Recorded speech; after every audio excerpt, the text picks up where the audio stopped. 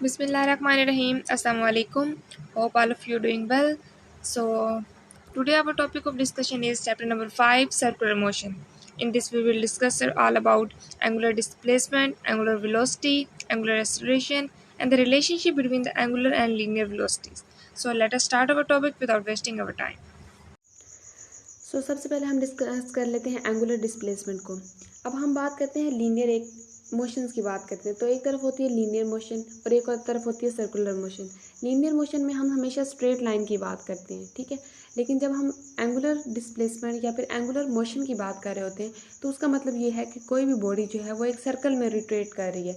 जब भी कोई बॉडी किसी भी सर्कल में रोटेट करेगी तो उसको हम बोलते हैं सर्कुलर मोशन, और सर्कुलर मोशन को हम एंगुलर मोशन भी कह सकते हैं, क्योंकि हमारी यूनिवर्स में तमाम बॉडीज़ लीनियर मोशन नहीं कर रही हैं। अगर कोई बॉडी लीनियर मोशन कर रही है तो उसके साथ साथ कुछ बॉडीज़ ऐसी हैं जो कि सर्कल में भी रोटेट कर रही हैं। हम अपनी अर्थ की बात करें तो अर्थ जो है वो रोटेट कर रही है सन के इर्द गिर्द, और इसके अलावा बाकी प्लैनेट्स भी सन के इर्द गिर्द रोटेट कर रहे हैं, ठीक है। तो अब ये जो बॉडीज़ मूव कर रही हैं तो ये एक सर्कल में मूव कर रही है ना, तो उस सर्कल की मूवमेंट को हम बोलते हैं सर्कुलर मोशन या फिर एंगुलर मोशन।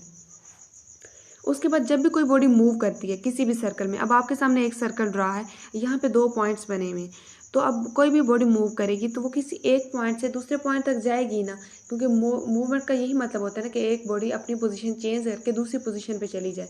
तो अगर कोई बॉडी सर्कल में मूव कर रही है और एक पॉइंट से दूसरी पॉइंट तक जाती है तो वो डिस्टेंस कवर कर रही है, एक खास डिस्प्लेसमेंट है उसका वो जो कवर कर रही है, तो उसको हम बोलते हैं एंगुलर डिस्प्लेसमेंट या फिर सर्कुलर डिस्प्लेसमेंट। तो हमारे पास एंगुलर डिस्प्लेसमेंट की डेफिनेशन भी यही होती है कि angular displacement of a body is the angle through which a point revolve around a centre और a specified axis in a specified sense. तो अब हम यहाँ पे देखें तो अगर कोई बॉडी रोटेट कर रही है किसी भी एक पॉइंट से दूसरे पॉइंट की तरफ तो वो एंगल बना रही है। तो अब ये एंगल बन रहा है किसी भी 2 पॉइंट्स के दरमियान। जब भी कोई बॉडी मूव करती है तो वो किसी भी 2 पॉइंट्स के दरमियान मूव करती है। हमने देखा अगर यहाँ से बॉडी मूव करना शुरू हुई और यहाँ तक गई है तो अब ये जो डिस्कवर हुआ ये हमारे पास क्या है, डिस्प्लेसमेंट है। इसको हमने कहा है कि ये एंगुलर डिस्प्लेसमेंट है। अब ये जो बॉडी यहाँ से यहाँ तक मूव की है तो अब यहाँ पे एक एंगल भी तो बना है ना, मतलब इन 2 पॉइंट्स के दरमियान जो एंगल बना है उसको हम क्या बोलते हैं, थीटा बोलते हैं। हमने थीटा से रिप्रेजेंट किया हुआ इस एंगल को। अब यहाँ इस वजह से यहाँ पे एक एंगल बन रहा है थीटा, जिसकी वजह से हम इसको बोल रहे हैं एंगुलर डिस्प्लेसमेंट, ठीक है। अब ये 2 खास पॉइंट के दरमियान एक एंगल बना रही हैं। दो अगर एक बॉडी मूव कर रही है सर्कल में मूव कर रही है और वो 2 पॉइंट्स के दरमियान एंगल बना रही है थीटा, तो फिर हम उसको बोलते हैं एंगुलर डिस्प्लेसमेंट। तो ये हमारी डेफिनेशन थी एंगुलर डिस्प्लेसमेंट थी कि किसी एक पॉइंट से अगर कोई बॉडी मूव कर रही है एक पॉइंट से दूसरे पॉइंट तक और वो एंगल बना रही है थीटा, तो उसको हम बोलते हैं एंगुलर डिस्प्लेसमेंट। अच्छा, अब कोई भी बॉडी है जो रोटेट कर रही है किसी भी 2 पॉइंट्स के दरमियान, हमने एंगुलर डिस्प्लेसमेंट की डेफिनेशन पढ़ी है, ठीक है। तो अब एक पॉइंट से फॉर एग्जांपल ये वाला जो हमारे पास पॉइंट है ये हमारे पास है P, और ये हमारे पास P1 है और ये हमारे पास P2 है। तो अब यहाँ से बॉडी मूव करना शुरू हुई है पॉइंट P से पॉइंट P1 तक। तो अब ये जो लाइन हमने ड्रा की है तो इसको हम बोलते हैं आर्क, ठीक है, और इसको हम रिप्रेजेंट करते हैं S के साथ। अब यहाँ पे पॉइंट P से P1 तक गई है तो ये हमारे पास एक आर्क लेंथ है जिसको हमने S से रिप्रेजेंट किया, और इस वक्त हमारे पास एंगल बन रहा था ये थीटा। लेकिन फिर हमारे पास बॉडी जो है वो फिर दोबारा मूव की है P1 से P2 की तरफ। अब ये भी हमारे पास एक आर्क है जिसको हम S से ही रिप्रेजेंट करेंगे, लेकिन हमारे पास क्या हो गया, एंगल क्या हो गया, कम हो गया। यानी एंगल जो P1 और P2 के दरमियान एंगल जो है वो कम हो गया as compare to P and P1। अब देखें हमारे पास जब आर्क लेंथ ज़्यादा थी तो हमारे पास एंगल भी ज़्यादा बन रहा था, लेकिन अगर हम बात करें P1 से P2 की तरफ तो हमारे पास आर्क लेंथ कम हुई है और हमारे पास एंगल भी कम हो गया।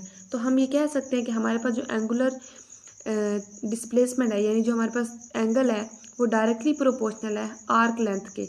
जैसे जैसे आर्क लेंथ इंक्रीज़ होगी वैसे ही एंगल इंक्रीज़ होता जाएगा। तो इसको हम अगर मैथमेटिकली फॉर्म में लिखें तो हम ये लिखेंगे S is directly proportional to theta. S मैं बता चुकी हूँ कि S हमारे पास होता है आर्क लेंथ और थीटा हमारे पास ये एंगल बन रहा है, ठीक है। तो S is directly proportional to theta, यानी जितनी आर्क लेंथ ज़्यादा होगी उतना ही एंगल ज़्यादा होगा। तो इस प्रोपोर्शनलिटी साइन को ख़त्म करने के लिए हम क्या लगाएंगे, R लगाएंगे। अब R हमारे पास ये है, ठीक है। ये हमारे पास O to P जो डिस्टेंस है इसको हमने R यानी पोजीशन वेक्टर से रिप्रेजेंट किए। अब हमने पिछली डायग्राम में बात की थी कि जैसे जैसे आर्क लेंथ इंक्रीज होगी एंगल भी इंक्रीज होता है। तो अगर हमारे पास ये पॉइंट P2 है फर्ज करें, तो ये आर्क लेंथ हमारे पास कम है तो हमारे पास एंगल भी कम होगा। लेकिन अब आप इस पॉइंट पे देखें कि हमारे पास एंगल भी चेंज हो रहा है, आर्क लेंथ भी चेंज हो रही है, लेकिन ये आर जो है ये कांस्टेंट है, ये चेंज नहीं हो रहा। चाहे हम P1 से P2 की तरफ बात करें या P से P1 की तरफ बात करें, ये आर जो है ये हमारे पास कांस्टेंट रहेगा।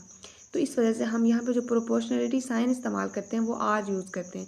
तो हमारे पास इक्वेशन बन जाएगी S = R थीटा। यहाँ से हम एंगल निकाल लेंगे और एंगल = S/R रेडियन।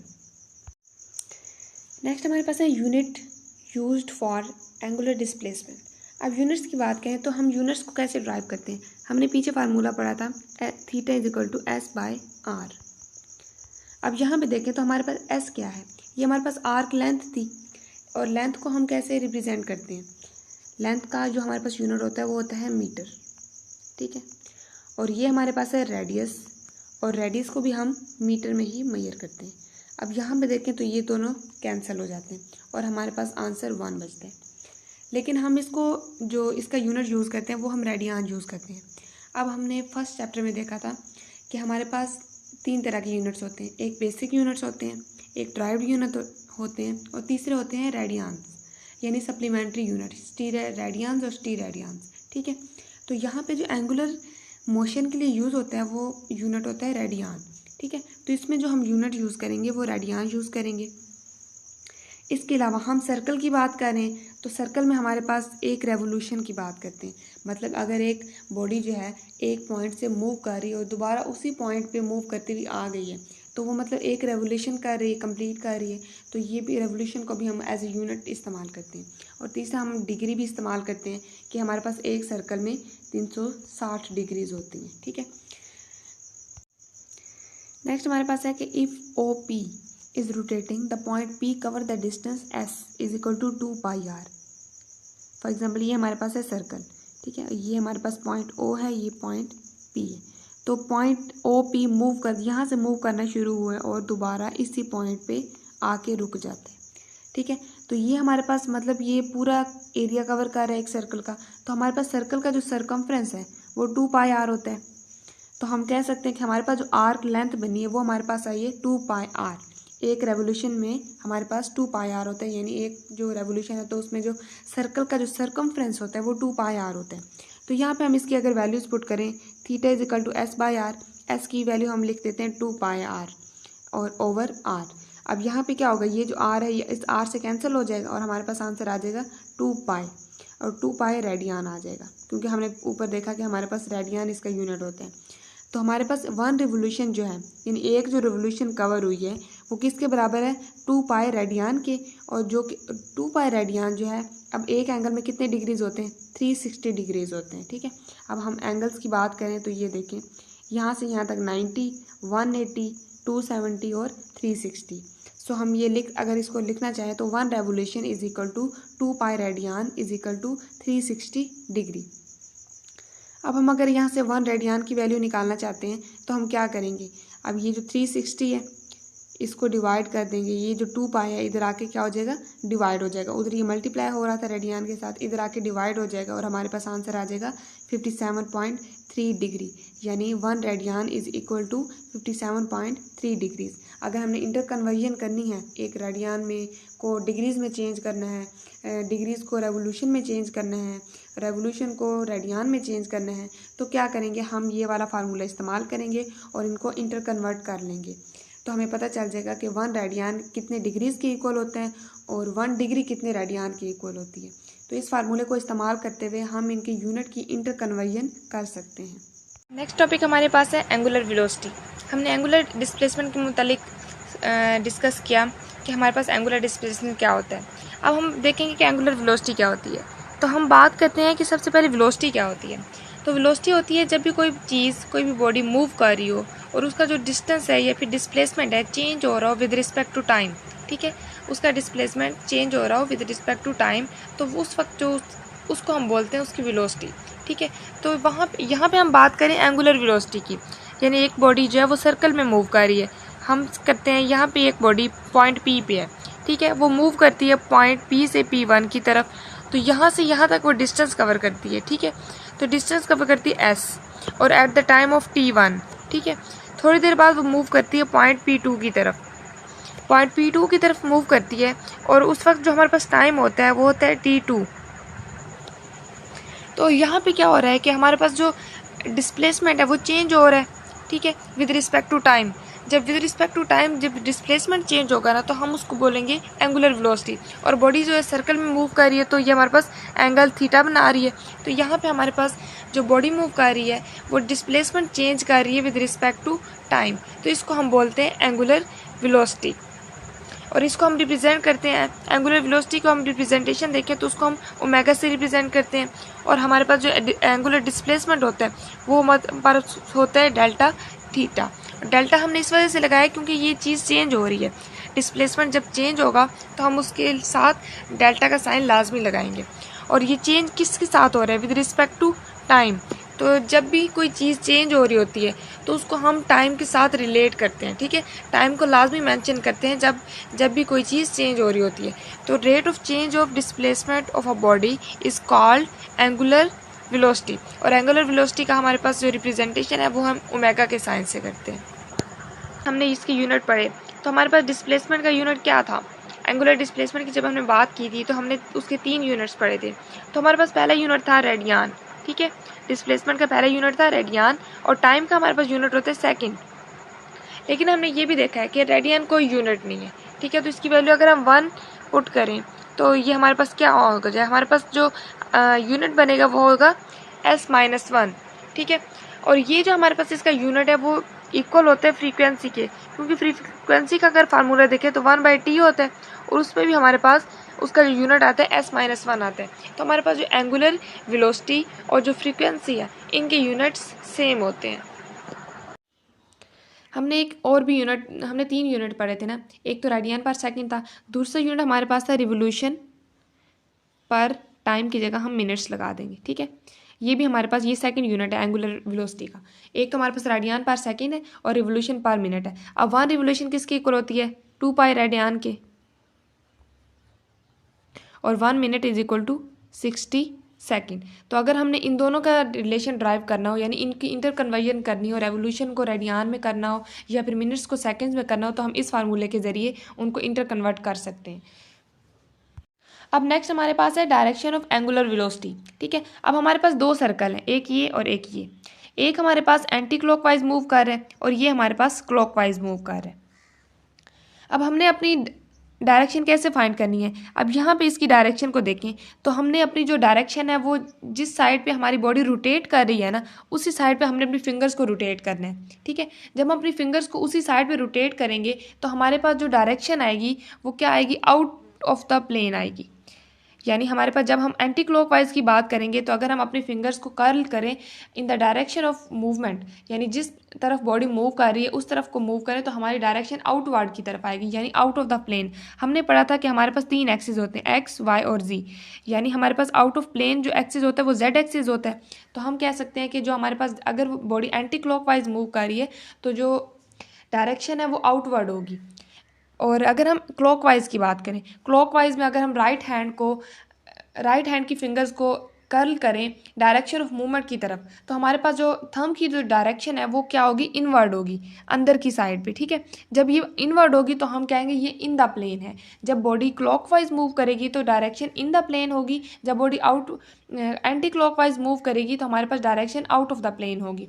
और इसकी अगर हम एग्जाम्पल की बात करें तो हम जो डिफरेंट नट्स की बात करते हैं, मतलब जब हम नट्स को टाइट करते हैं या फिर उसको लूज़ कर रहे होते हैं, तो अगर हमने बॉडी को किसी भी नट को ओपन करना है, ठीक है, उसकी जो डायरेक्शन आउटवर्ड होनी है तो हम उसको एंटी क्लॉकवाइज रोटेट करेंगे। जब हम उसको एंटी क्लॉकवाइज रोटेट करेंगे तो नट की डायरेक्शन आउटवर्ड होगी और नट ओपन हो जाएगा। तो अगर हम उसको क्लॉकवाइज मूव करेंगे तो क्या होगा कि नट की डायरेक्शन इनवर्ड हो जाएगी और वो जो क्या हो जाएगा? टाइट हो जाएगा। तो ये इसकी प्रैक्टिकल एग्जाम्पल है। इस तरह हम direction of angular velocity find कर सकते हैं। अब हमने बात कर ली एंगुलर डिस्प्लेसमेंट की भी और एंगुलर वेलोसिटी की भी। अब ये चीज़ें बिल्कुल रिलेट हो रही है लीनियर के साथ। जैसे कि हमने लीनियर डिस्प्लेसमेंट को रिप्रेजेंट करते हैं एस के साथ, एंगुलर को हम रिप्रेजेंट करते हैं थीटा के साथ, ठीक है, क्योंकि यहाँ पे हम एंगल की बात कर रहे हैं तो एंगुलर को थीटा के साथ रिप्रेजेंट करते हैं। और फिर हमने बोला था कि जो लीनियर वेलोसिटी है, वो जो लीनियर डिस्प्लेसमेंट चेंज होता है ना पर यूनिट टाइम, तो वो हमारे पास होती है लीनियर वेलोसिटी। और इसी तरह हम एंगुलर वेलोसिटी की बात करें तो जो हमारे पास एंगुलर डिस्प्लेसमेंट चेंज हो रहा होता है पर यूनिट टाइम, तो उसको हम बोलते हैं एंगुलर वेलोसिटी, ठीक है। तो बिल्कुल सेम इसी तरह अब जब हम लीनियर एक्सेलरेशन की बात करें तो हमारे पास ये जो लीनियर वेलोसिटी है, अगर ये चेंज हो रही होगी ना यूनिट टाइम के हिसाब से, तो वो हमारे पास होगी एंगुलर एक्सेलरेशन, लीनियर एक्सेलरेशन होगी। मतलब हमारे पास जो लीनियर वेलोसिटी है वो चेंज हो रही है, तो वो हमारे पास एक टाइम में जो चेंज हो रही है उसको हम बोलेंगे ये हमारे पास लीनियर एक्सेलरेशन है। और अगर हम बात करें एंगुलर की, तो हमारे पास जो हमारे एंगुलर वेलोसिटी आई है, अगर वो चेंज हो रही होगी पर यूनिट टाइम, तो हम बोलेंगे ये हमारे पास एंगुलर एक्सेलरेशन है। और इसको हम रिप्रेजेंट करते हैं अल्फा के साथ, ठीक है। बस हमारे पास साइन ऑफ रिप्रेजेंटेशन डिफरेंट है, अदरवाइज बात एक ही है। सो नेक्स्ट हमारे पास जो है एंगुलर एक्सेलरेशन, इसकी हम बात कर लेते हैं। We define angular acceleration as a rate of change of angular velocity, यानी जो एंगुलर वेलोसिटी चेंज हो रही होगी at the rate of change, ठीक है, एट द टाइम, मतलब एक टाइम में जो वेलोसिटी चेंज हो रही होगी, एंगुलर वेलोसिटी चेंज हो रही है, ठीक है, उसको हम बोलते हैं एंगुलर एक्सेलरेशन। और इसमें हमारे पास दो टर्मिनोलॉजी इस्तेमाल होती हैं। तो पहली हमारे पास है इंस्टेंटेनियस एंगुलर एक्सेलरेशन, ठीक है। इंस्टेंटेनियस एंगुलर एक्सेलरेशन से मुराद, अब हम इसका फर्स्ट वर्ड देखें इंस्टेंटेनियस, ठीक है, मतलब किसी भी इंस्टेंट, किसी भी लम्हे एंगुलर एक्सेलरेशन यानी एंगुलर वेलोसिटी जो चेंज हो रही होगी पर यूनिट टाइम, किसी भी लम्हे अगर हमारे पास कोई भी एंगुलर वेलोसिटी चेंज हो रही है तो उसको हम बोलते हैं इंस्टेंटेनियस एंगुलर एक्सेलरेशन। और इसको हम रिप्रेजेंट करते हैं वही अल्फा के साथ। और हमारे पास यहाँ पे जो टाइम है वो इतना, मतलब हम शॉर्टर रखते हैं कि वो it approximately equal to zero, ठीक है, मतलब वो बिल्कुल ज़ीरो के करीब हो जाता है। तो टाइम हमारे पास बहुत कम होता है, क्योंकि ये लिमिटेशन होती है, ये लिमिट्स हम यहाँ पे पुट कर देते हैं कि हमने टाइम जो है शॉर्टर से शॉर्टर रखना है, ठीक है।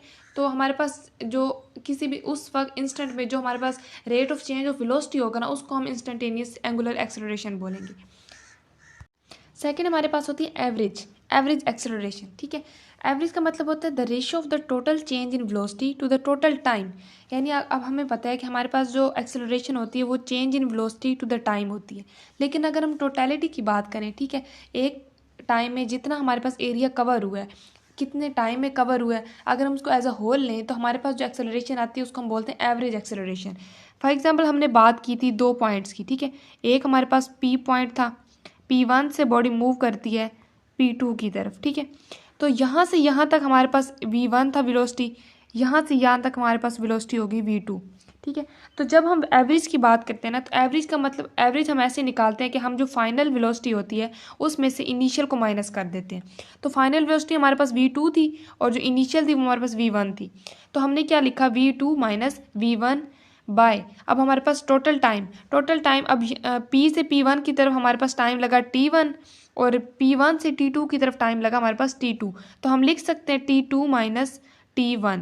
तो ये हमारे पास ऊपर जो है ये हमारे पास एवरेज वेलोसिटी होगी और नीचे हमारे पास टाइम हो गया, टोटल टाइम हो गया। तो इसको अगर हम एज ए होल लिखना चाहें तो हम लिख सकते हैं V2 माइनस V1 को हम रिप्रेजेंट करते हैं चेंज इन वेलोसिटी, ठीक है, क्योंकि हमारे पास ये चेंज इन वेलोसिटी आ रही है ना, तो डेल V बाय ये हमारे पास चेंज इन टाइम है तो डेल T लिख देंगे। तो ये हमारे पास आ जाएगी average acceleration del V by del T। तो ये जो डेल्टा साइन है ये हमारे पास चेंज को रिप्रेजेंट कर रहा होता है। तो ये जो हमारे पास टोटल चेंज है ना, ये हमारे पास एवरेज एक्सेलरेशन को रिप्रेजेंट करता है। एक्सेलरेशन को आगे हम फर्दर डिवाइड करें तो हमारे पास एक होती है पॉजिटिव एक्सेलरेशन और एक हमारे पास होती है नेगेटिव एक्सेलरेशन। पॉजिटिव एक्सेलरेशन ये है कि हमारे पास, हमने बात की है कि हमारे पास जो एक्सेलरेशन होती है वो वेलोसिटी से रिलेट कर रही होती है, यानी चेंज इन वेलोसिटी से रिलेट कर रही होती है। तो अगर तो वेलोसिटी इंक्रीज़ कर रही है, ठीक है, वेलोसिटी अगर इंक्रीज़ कर रही है तो हमारे पास एक्सेलरेशन जो होगी ना वो पॉजिटिव होगी, ठीक है, ये बात समझ आ गई।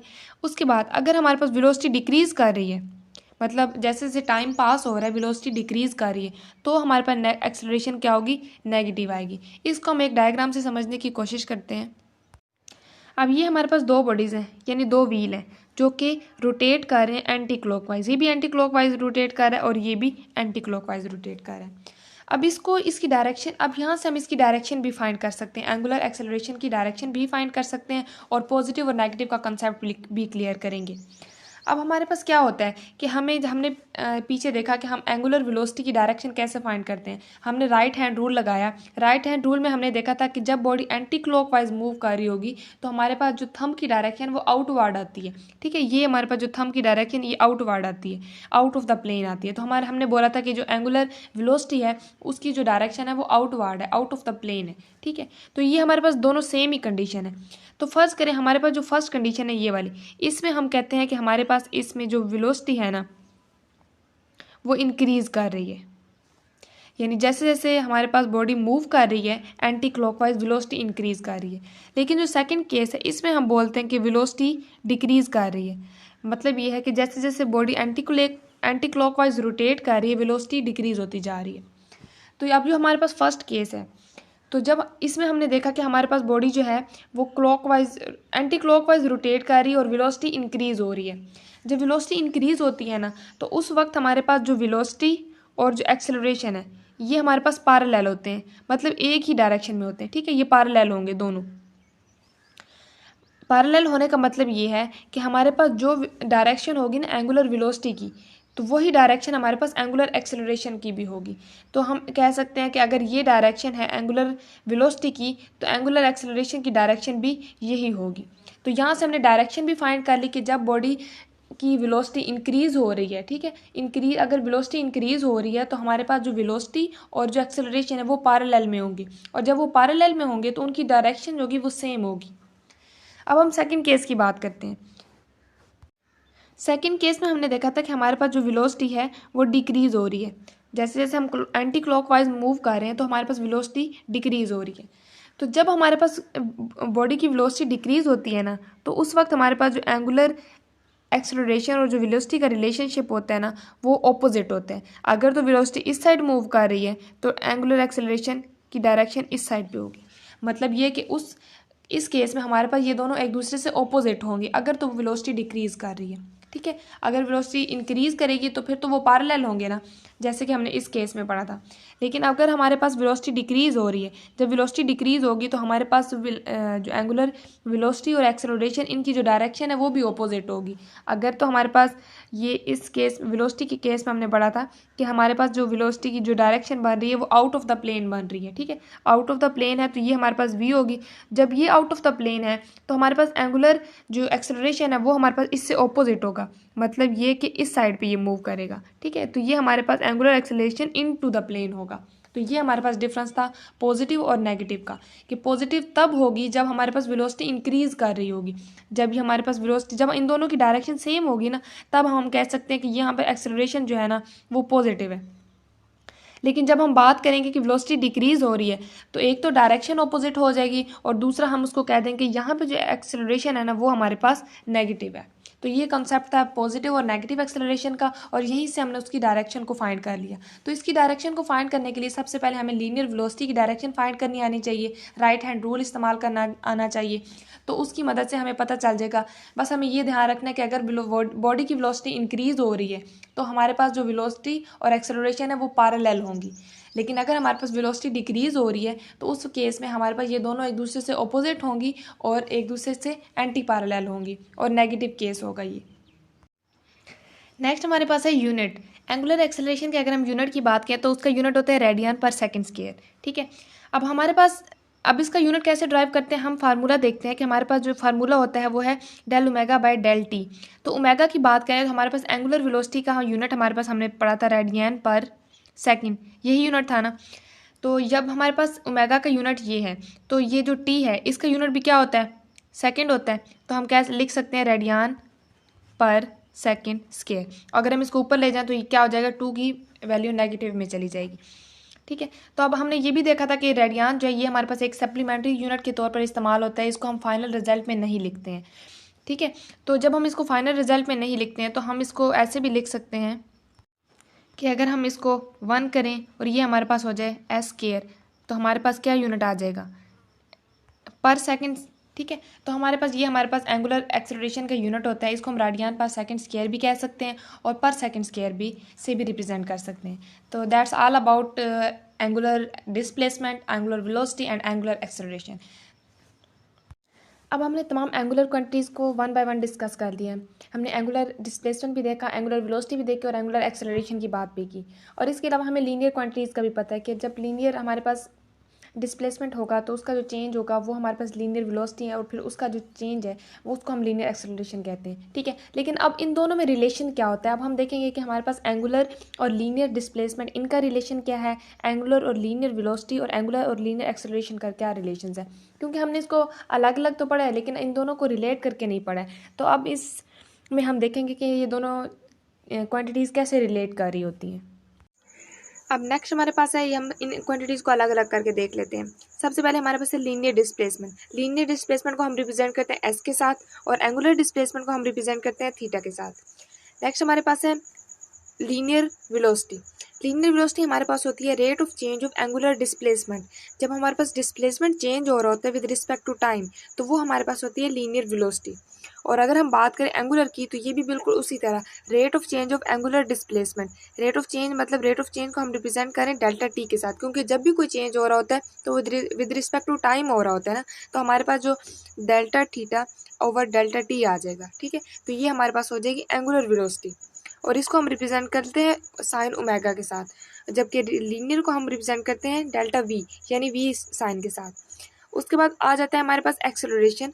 एक्सेलरेशन हमारे पास होती है rate of change of linear velocity.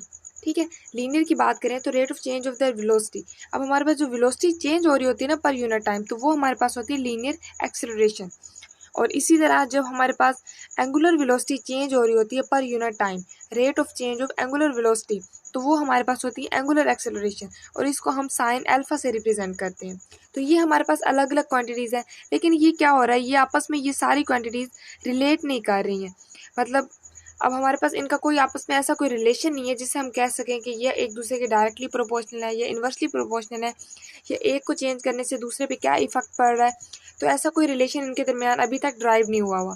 तो नेक्स्ट हम हमारे पास ये हमारा टॉपिक यही है कि हमने इन सारी टर्म्स के दरमियान में एक रिलेशन ड्राइव करना है और वो रिलेशन किसी न किसी फार्मूले के ज़रिए ड्राइव होगा। तो वो अब देखते हैं कि इनमें रिलेशन को कैसे ड्राइव करना है हमें। तो सबसे पहले हमारे पास आ जाता है एंगुलर एंड लीनियर डिस्प्लेसमेंट। ठीक है, डिस्प्लेसमेंट की बात करें तो हमारे पास हमने जब एंगुलर डिस्प्लेसमेंट को डिस्कस किया था तो हमारे पास एक फार्मूला आया था S is equal to R theta. ठीक है, S is equal to R theta कैसे ड्राइव हुआ था, अगर आपको नहीं पता तो आप लोग लास्ट वीडियोस देखें और उनमें आपको समझ आ जाएगी कि एंगुलर डिस्प्लेसमेंट में हमने ये फार्मूला ड्राइव किया था। ठीक है, अब यहाँ पे देखें एस किसको रिप्रेजेंट कर रहा है। एस हमारे पास हमने पीछे अभी पढ़ा, एस हमारे पास होती है लीनियर डिस्प्लेसमेंट को। ठीक है, जब हमारे पास लीनियर डिस्प्लेसमेंट है उसको हम रिप्रेजेंट करते हैं एस के साथ और ये जो थीटा है ये हमारे पास रिप्रेजेंटेशन होती है एंगुलर डिस्प्लेसमेंट की। तो यहाँ पे ये इस फार्मूले में ये दोनों टर्म्स इकट्ठी आ गई, यानी हमने देख लिया इन दोनों का आपस में रिलेशन क्या है। एक ही इक्वेशन में जब ये दोनों चीज़ें आ जाएंगी तो फिर ये हमारे पास इन दोनों का क्या हो जाएगा, रिलेशन हो जाएगा। आर जो है ये हमारे पास कांस्टेंट होता है, यानी किसी भी सर्कल का जो रेडियस है वो हमेशा कांस्टेंट होगा। ठीक है, जिस सर्कल बड़ा हो जाए सर्कल छोटा हो जाए तो हमारे पास रेडियस तो वही रहेगा ना। तो हमारे पास जो सर्कल का रेडियस है वो हमेशा कांस्टेंट रहता है। तो हमारे पास S is equal to R theta, ये हमारे पास डेरिवेशन हो जाएगी एंगुलर एंड लीनियर डिस्प्लेसमेंट की। सो लीनियर और एंगुलर डिस्प्लेसमेंट का रिलेशन फाइंड करने के बाद अब हमारे पास सेकेंड स्टेप है एंगुलर और लीनियर वेलोसिटीज़ का रिलेशनशिप फाइंड करना। ठीक है, तो अब हमारे पास एंगुलर या लीनियर वेलोसिटी की बात करें तो उसकी डेफिनेशन क्या होती है। लीनियर वेलोसिटी की डेफिनेशन होती है rate of change of displacement. ठीक है, जब हमारे पास डिस्प्लेसमेंट चेंज हो रहा होता है unit time per unit time तो वो हमारे पास होता है लीनियर वेलोसिटी। और इसी तरह जब हम एंगुलर वेलोसिटी की बात करते हैं तो rate of change of angular displacement. ठीक है, अब हमारे पास ये जो फार्मूला इक्वेशन 1 आई है हम इसी के ज़रिए हमारे पास हम वेलोसिटीज़ एंगुलर और लीनियर वेलोसिटीज़ का रिलेशनशिप फाइंड करेंगे। अब हमारे पास ये जो हमारे पास एस है यानी एंगुलर लीनियर डिस्प्लेसमेंट। ठीक है, तो अब हम इसको चेंज करें, अगर हमारे पास ये डिस्प्लेसमेंट चेंज हो जाएगा पर यूनिट टाइम के हिसाब से तो हमारे पास क्या हो जाएगा, हमारे पास जो इक्वेशन आएगी वो क्या हो जाएगी, वो हमारे पास एंगुलर लीनियर वेलोसिटी आ जाएगी। सो हम क्या कहते हैं कि हमारे पास हम जब लीनियर डिस्प्लेसमेंट को या फिर एंगुलर डिस्प्लेसमेंट को चेंज करना होता है तो हम साइन यूज़ करते हैं डेल्टा का। तो हम कहते हैं let delta S and delta theta B the change in angular displacement, यानी हमने एंगुलर और लीनियर डिस्प्लेसमेंट को चेंज कर दिया। ठीक है, तो हमारे पास इक्वेशन क्या हो जाएगी, del S is equal to R del theta. R के साथ डेल्टा नहीं लगेगा, क्योंकि हमने पहले ही डिस्कस किया कि हमारे पास जो रेडियस होता है किसी भी सर्कल का वो कांस्टेंट होता है, ठीक है। तो हमारे पास जो चेंज हो जाएंगे वो एंगुलर लीनियर डिस्प्लेसमेंट और एंगुलर डिस्प्लेसमेंट, ये दोनों चेंज हो रहे होंगे। अब हमने ये देखना है कि जब भी कोई चीज़ चेंज हो रही होती है तो वो किसी भी टाइम के हिसाब से चेंज हो रही होती है। जब भी हम चेंज की बात करते हैं तो हम वहाँ पे टाइम को ज़रूर मेंशन करते हैं। तो लेकिन यहाँ पे इस इक्वेशन में, ये जो हमारे पास इक्वेशन 2 बनी है, इसमें टाइम का कोई जिक्र नहीं है। तो हम क्या करेंगे, हम इन दोनों इक्वेशन को डिवाइड करेंगे डेल्टा टी के साथ, ताकि हमें पता चल जाए कि ये रेट ऑफ चेंज है, ठीक है।